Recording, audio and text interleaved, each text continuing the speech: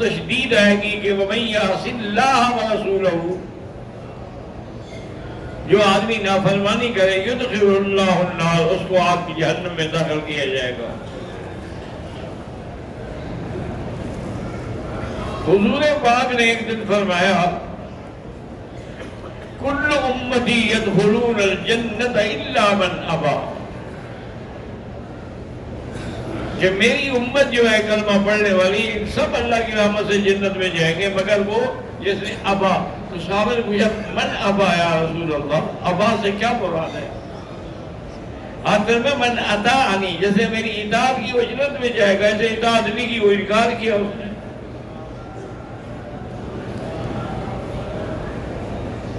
اور اسی طرح آپ یہ اندازہ لگائیں کہ یہ بھی حدیث ہے، آپ نے فرمایا حضرت انس کی روایت ہے کہ ان اللہ حجب التوبۃ عن کل ذی بدعۃ، اللہ بدعتیوں سے توبہ کے لیے بھی پردہ ڈال دیتے اور توبہ بھی نہیں کر سکتے۔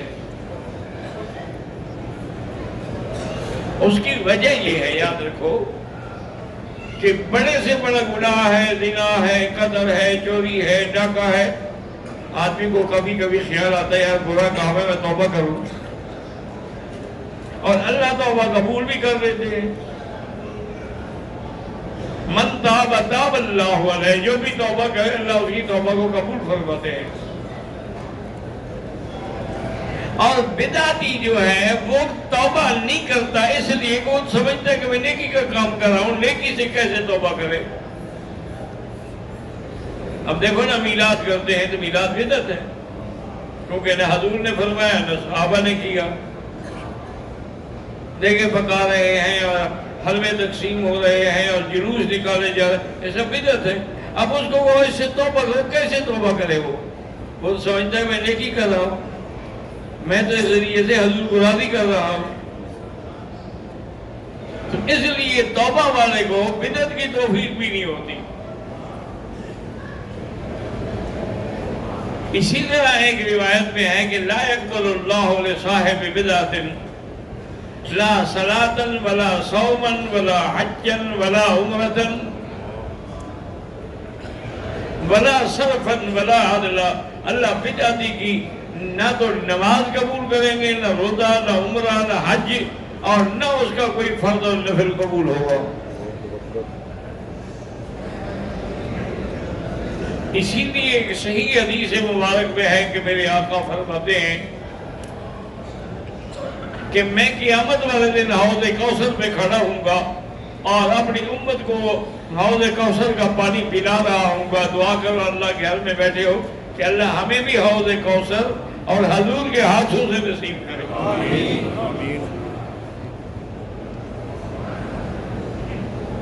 یہ بڑا ایک آپ کو اللہ نے بڑا مقام دیا ہے کہ آپ اللہ کے حرم میں ہیں، اللہ کے کعبے میں ہیں، مسجد الحرام میں ہیں، حضور کی محبوب ترین جگہ پہ ہیں،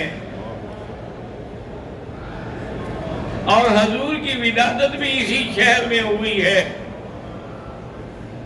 تو یہاں بھی اگر آپ نے دعائیں نہ مانگی اور توبہ نہ کی تو پھر بدقسمتی ہوگی۔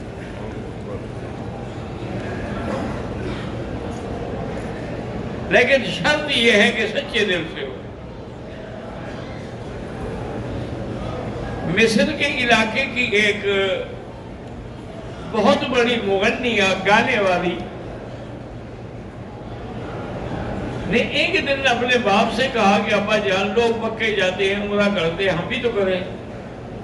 اور نے کہا بیٹی سارا دن تو تم گانے میں جانے میں رہتی ہو، تم عمرہ کر کے کیا کرو گی؟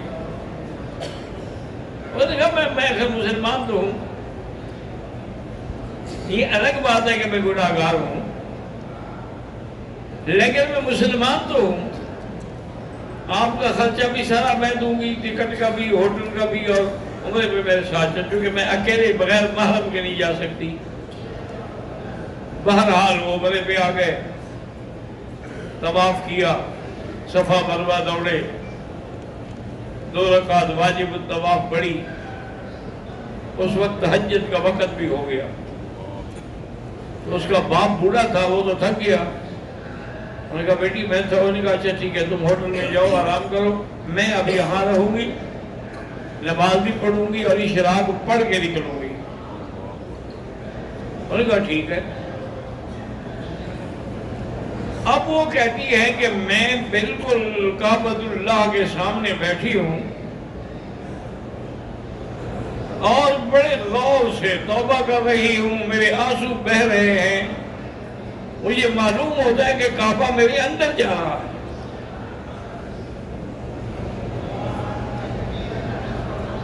بہرحال وہ کہتی ہے اسی طرح اسی شوق ذوق سے میں نے نماز پڑھی، پھر تلاوت قرآن کی، پھر اشراق پڑھا۔ والدہ ایک راستے سے جا کے میں نے ابایا پردہ خریدا، ورنہ پردہ تو نہیں کرتی تھی۔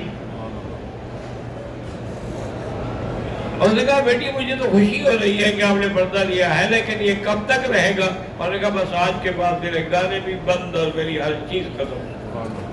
جب کعبہ مل گیا ہے تو باقی اب بے ایمان ہونے کی کیا ضرورت ہے؟ آپ حیران ہوں گے کہ وہی لڑکی مصر میں اس نے مدرسۃ البنات قائم کیا جس سے ہزاروں بچیوں نے قرآن پڑھا ہے۔ تو اصل بات یہ ہے کہ آدمی دل سے دیکھے، اگر دل سے نہ ہو، رسم نہ ہو، یا اللہ توبہ توبہ توبہ، یہ تو توبہ نہیں ہوتی نا۔